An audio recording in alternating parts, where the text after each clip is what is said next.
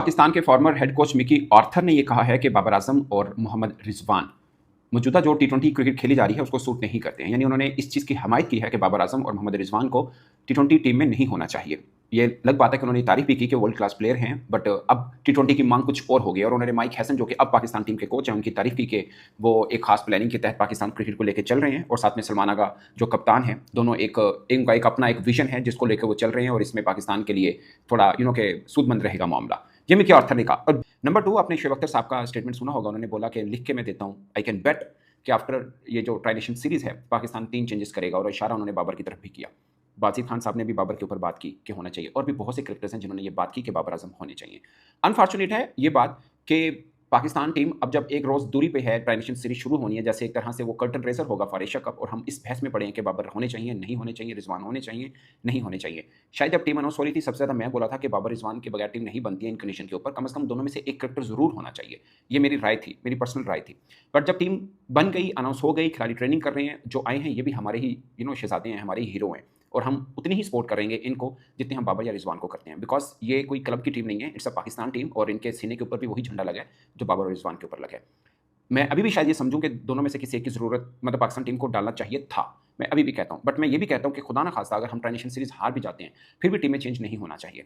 ये जो समझ रहे हैं ना कि हार गया देखियो चेंज होएगा, ये पाकिस्तान में सबसे बड़ा अनफॉर्चुनेट है। मिसाल के तौर पे मैं ये मान के चलता हूँ, फ़र्ज़ किया खुदा ना खास्ता ये स्पिन ट्रैक बन जाता है और आपके लेट्स अज्यूम के साइम अयूब रन नहीं करते हैं, तो क्या आप उनको चेंज करके बाबर या रिजवान में से किसी एक को एशिया कप के लिए ले लेते हैं? तो गारंटी तो वो भी नहीं है कि वो दोनों में से किसी एक के आने से भी आप जीत सकते हो। सो ये जो हैं आप इनके साथ चलिए और ये बहुत अच्छी चीज़ है कि आपके पास एक विजन है कि ये लड़के हैं, ये आपको अच्छा करके देंगे और आपने इस टीम को 2 इवेंट के लिए अनाउंस किया, एक ट्राई नेशन के लिए, एक एशिया कप के लिए। फिर आप एक इवेंट के बाद क्यों अपना माइंड चेंज करें? वैसे पीसीबी ने इस पर कोई बात नहीं की है, आम लोग ये सजेस्ट कर रहे हैं बेसिकली, बट होता यही है जब सजेशन आती है, प्रेशर पड़ता है तो पीसीबी फौरन अमल भी करता है। ये पिछले कई वर्षों से हमने देखा है, मुख्तलिफ इवेंट्स जो आईसीसी एसीसी के होते रहे, ये हमेशा ऐसा होता रहा है। सो मुझे लगता है कि पीसीबी सिलेक्शन कमेटी को, टीम मैनेजमेंट को इस चीज़ के साथ स्टिक रहना चाहिए कि what ever the result comes, हमारी टीम यही है और यही रहेगी, इसमें कोई चेंज नहीं होने वाला। अब एक दूसरा पहलू भी अगर आप गौर करें, हमारे लोग ना, मैं हमेशा कहता हूँ गजनी है, बहुत जल्द भूल जाते हैं। अब जो चल रहा है महीने बाद भूल जाएंगे।